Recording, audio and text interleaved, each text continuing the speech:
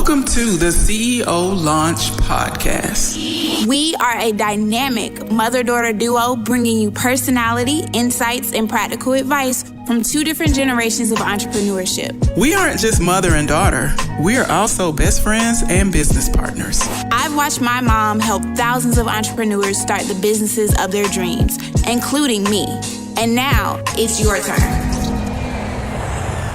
Hello, CEO Launch family. Thank you so much for sticking with us. We are on episode 23 and we're super excited. Last week, we talked about the influences that having a mother who was a small business owner had on my life. And this week, we're going to talk about how to define success for yourself. What does success look like for you? And so my girl, my best friend, my mama got a nice little story to tell us to kind of kick it off. Go ahead, girl. Thank you, boo. Let me take you back in Kenya's words.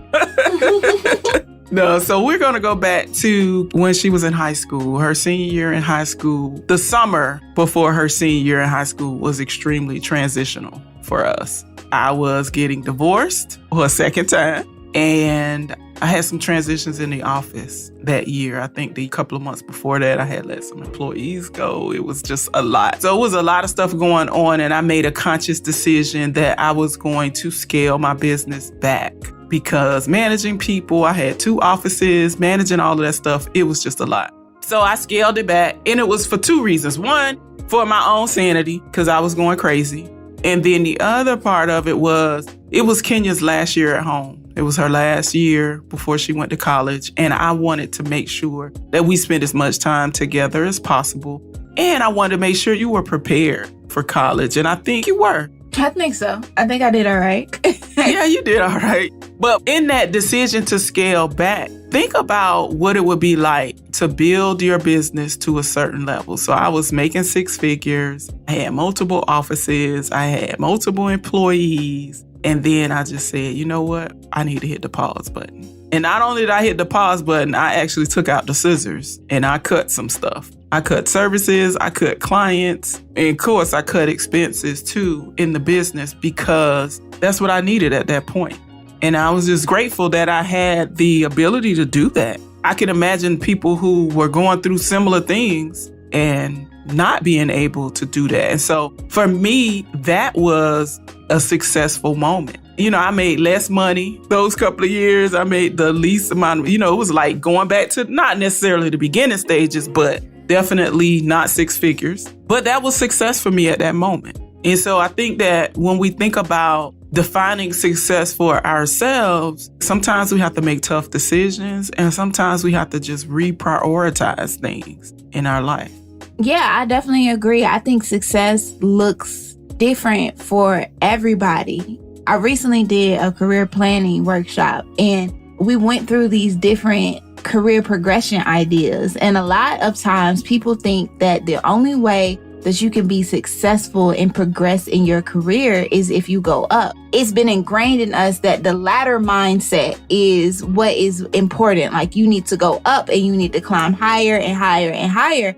And I informed the attendees that that's not the case. There are a number of different ways that you can be successful in your career. You might want to be an expert. And if you're going to be an expert, then you're going to have a lot more lateral positions than you are going to have upward positions. Everybody don't want to be a manager. Everybody doesn't want to be a CEO. Even with talking about entrepreneurship, everybody doesn't want to own a business. And there's no right way. Yeah, it's no right way to do that. Everybody has to play their role. And I think it's super important for us not to get bogged down by thinking that success is the thing that the commercials and social media and all of these different mediums tell us that it is, because it's not. I can 100% agree. I feel super successful kind of now that I've started school. We have the business, we have work, and I am finally kind of in a place after 8 weeks of chaos where I have free time. It's 30 minutes.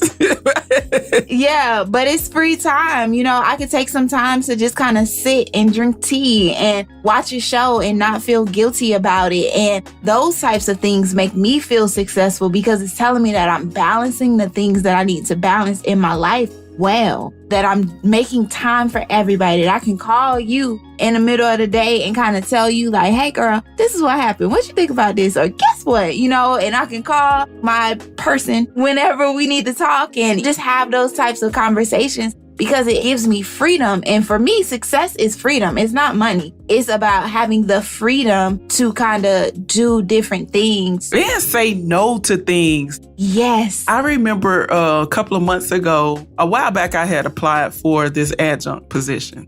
And a couple of months ago, I heard back from I applied for a bunch of adjunct positions because I was in this whole, I'm going to be an adjunct and I'm just going to teach and all this. I like teaching. So I applied for this adjunct position. I forgot about it. I forgot that I applied. I think I applied like in December or something. And they called and the person who reached out to me was not nice. Was like, hey, we're interviewing for this position tomorrow. Are you available? And it's like, no, girl, I'm not available tomorrow. Are you crazy? Mm-hmm. She kind of had this attitude. Well, if you can't do it tomorrow, I'm being facetious, first of all. It wasn't tomorrow, but it was a real short time. A quick turnaround. She was like, if you can't do it then, oh, well. And I said, okay. Like, sis, I'm not broke. I don't need this job. Seriously, when I teach, I don't teach for the money. The school that I teach at right now, my paycheck goes to my savings account. It's not even in my budget. So success is being able to kind of do those things, like say no to some things and recognize like, yeah, that's not for me. And for you all, as you're listening, don't get bogged down or get trapped in other people's idea of what success looks like. I think one of my things is I'll talk to different people and, everybody's kind of doing coaching in one way or another sometimes. And one of my pet peeves about coaching is a lot of times people will coach with the mindset of you have to do exactly what I did and do what I did and do it the way that I want you to do it in order for this to be successful. And that's not good coaching to me. Good coaching is we talk about the outcomes that I want out of it. We make a plan to get there and you kind of give me some direction and guidance on how to get there, the support and the accountability to make sure that I stay the course, and the redirection when things don't go the way that I want it to go. But me following your 5-step module or your 6 steps to making sure that I get 6 figures, whatever, that's not real. That's not real coaching. That's not good business. And it's not helpful. Y'all got to go back and listen to that episode. Yeah, you got to go back and listen to that episode. If you ain't get it, you got to be a part of the fam. It doesn't set you up in the right ways. It definitely keeps you behind. So you want to make sure that your idea of success is your idea of success. Right. And it's not what you see on social media. It's not what you see other people doing, because everybody is showing their highlight reel. Nobody ain't showing their messy behind bedroom or the shower that need to be clean or the dishes that's not washed. No, they're showing the kitchen when it's clean and, all those kinds of things. And so you want to make sure that you define success for yourself. And so I'm ready to jump to the takeaways. We can go right ahead. Let's go. Let's do it. So we've already said the first one, that success does not always mean more money. Now listen to me, hear me good when I say this. Yes, I'm not saying that money is not good. I'm not saying that making more money shouldn't be your goal. All I'm saying is that success is not always money. So in the story that I shared before, my version of success at that period in my life was making less money, because at that time, making less money meant that I had more time to do the things that I wanted to do with my kid. So it's not always money. Money is good. Let's make it. And I think for me, a piece of that takeaway is like, I always feel like money makes me feel good because, money is a resource and we need it for a number of different things. And you can get more things when you have more money. But success to me feels like when I feel good after I do something. Matter of fact, the other day I had a team meeting for my day job. We had this great team meeting, and I promise you, the thing that made me feel good and successful about the meeting was not that we did all the objectives and crossed everything off. We did do that, but it was the end of the meeting where we were still having conversation and communing with one another and being like, wow, I'm really connecting with you all. And I really like the conversation that we're having and the places that we could go. That felt successful. I felt that I was successful in hiring. I felt that I was successful in putting my matches and my pairs together. And I felt that I was successfully leading because I had created a space where the people that are under me and my subordinates or whatever the roles are that you want to call that, felt comfortable enough to kind of come as themselves into the space that I created. That made me feel good. That was better than a bonus. I mean, a bonus would be nice on top of that. But, that felt good. And I think that goes to the second part, our second takeaway, that success is individualized. It's about you. It is literally about you and figuring out the things that make you feel good, the things that are going to make you feel like, wow, I really did something in life.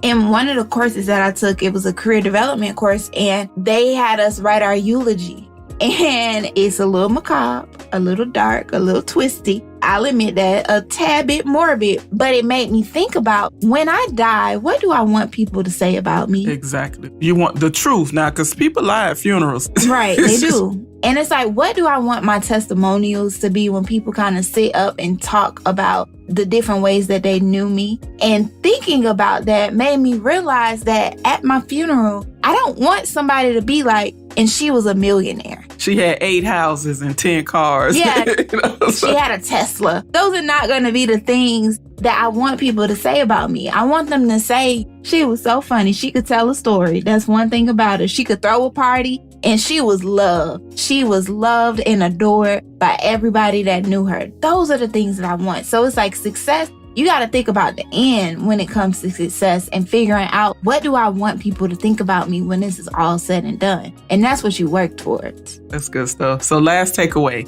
you have to run at your own pace. And so I remember one time I had a client come into my office. This was back when I had multiple offices and I was doing that crazy stuff. And I was meeting with this person in person to prepare her taxes, and we were going through some things, and I'm asking her questions and kind of helping her through some stuff. And she got really sad in the office because she said, I'm 30 years old and I don't have this, I don't have that, I haven't done this, I haven't done that. And I had to remind her that your race is yours. Don't compare yourself to other people, because everybody doesn't have the same hand. Everybody doesn't have the same opportunities. Everybody doesn't have the same access, the same abilities. And so we have to make sure that as we are running our race, that we're running it at our own pace, right? And so there is no meter that you got to measure it up and say, at 30 years old, you should have these things. And by 35, you should have these things. If you get married at 60 for the first time, girl, do that thing. Have that wedding. Do it. We got to stop that. Yeah. Comparison is the thief of joy. I mean, honestly, if we want to get deep, time is a social construct. So it's not even real. There's no reason that you need to put yourself in these boxes of this needs to happen by when. Like now, when I say goals, there are very few things that I actually put time limits on. I know everybody is like SMART goals and all of that stuff. And it's very few things that I do that because I find myself progressively working towards the goals that I wanted to do anyway. I just make sure that I visualize them. So if I said I wanted to join a professional organization, it's around me. It's around me and all of my 15,000 whiteboards. If you don't know, I have a lot of whiteboards. Yeah, we'll talk about that next episode. Yeah, they're perfect. And so it's around me. And because I'm surrounded by that idea and I'm constantly manifesting that in my actions, I don't necessarily feel the need to join a professional organization by February. That's not the type of pressure that I feel. I want to be a part of something that's going to be genuine and go back to that individualized feeling of success. And like I said, for me, success is freedom. So I want to be in a space where it's not stuffy and corporate and all of that stuff, because that's not me. That's not how I fly. If y'all haven't gathered that from these last 23 episodes. It's so detrimental to ourselves to put ourselves in other people's boxes. It's just not fair. And to put ourselves on these timelines that aren't realistic, because you just never know. You might want something. Let's say you wanted something by this Thursday, and it's like, I need to have this done by this Thursday. And then Friday, you get a whole new idea for a completely different concept or something new to bring it up. And it takes away from the fruitfulness of what could be when you put yourself in those constraints. Yeah, so let's not do it. So hopefully these takeaways are things that you will be able to apply to your daily life. Thanks, guys, so much for being here with us. We always enjoy our time with you. If you haven't already, join our online community, the Efficient CEO Movement on Facebook. You are welcome. And we'll see you next week. And don't forget to take off. This is a Clearwood production.